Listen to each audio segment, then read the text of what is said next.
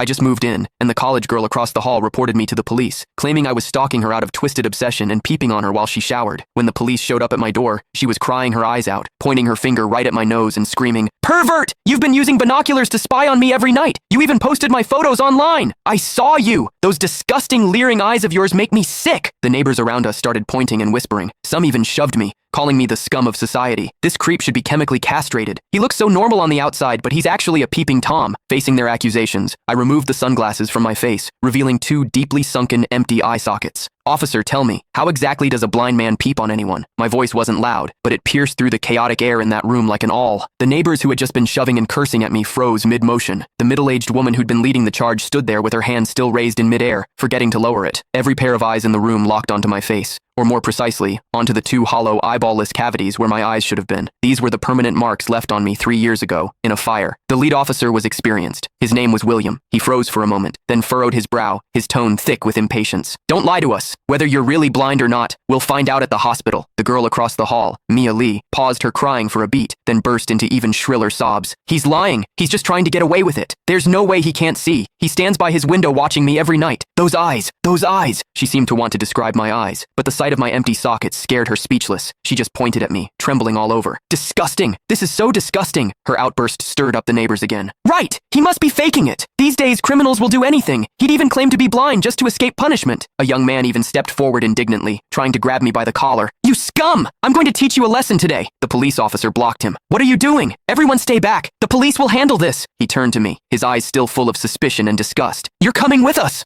I didn't resist. I calmly held out both hands. Cold metal touched my wrists. Two younger officers flanked me on either side and led me toward the elevator. Behind me, Mia's crying mixed with the neighbors' curses into a chaotic din. "Scum of society! Get out of our community! Hope you rot in prison!" I could see the righteous expressions on their faces. I could also hear the pleasure in their voices as they trampled me into the mud. I stepped into the elevator. The metal doors slowly closed, cutting off the noise from outside. One of the younger officers, probably new to the job, couldn't help but ask me quietly, Are you really blind?" I tugged at the corner of my mouth but didn't answer. The other officer patted his shoulder, signaling him to keep quiet. But I knew that in their minds, the scales had already tipped completely in favor of that tearful young girl. After all, it was a young, pretty, pitiful college student on one side, and on the other, a suspicious man living alone, wearing sunglasses. In their eyes, it was crystal clear who was the victim and who was the perpetrator. What they didn't know was this: sometimes, what the eyes see is the biggest lie of all. And I, a blind man, had seen something that none of them had. For instance, when Mia accused me, her heartbeat was steady, without a single ripple of genuine emotion. The interrogation room at the police station was harshly lit by fluorescent lights, and the air smelled faintly of mildew.